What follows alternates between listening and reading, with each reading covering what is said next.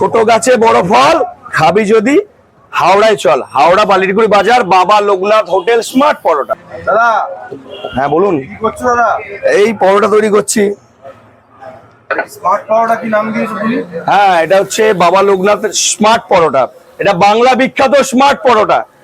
আমি বিশ্ব বিখ্যাত বলতে পারবো না, কেন ওইটা আমার নেই। এটা বাংলা বিখ্যাত। আর পাওয়াটার দাম কিরকম রেখেছো? এটা হচ্ছে 100 গ্রাম, এটা ওজনে 150 টাকা কেজি। 100 গ্রাম 15 টাকা।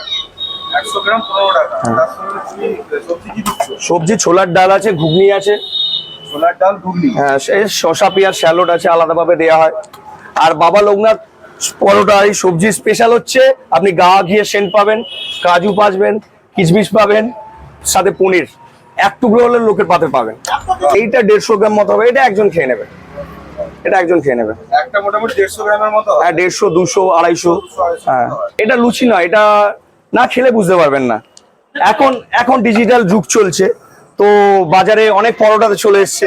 এটা ঠিক নানও নয়, বাটোরা নয়। নান আর বাটোরার মধ্যখানে আমি রাখি। এটা পরোটা হিসাবে কড়া ভাজা হয়, হালকা হবে। এতে গ্যাস অম্বল কিছু হবে না, কেন আমার এটা ফ্রেশ তেলে ভাজা হয় ডেলি।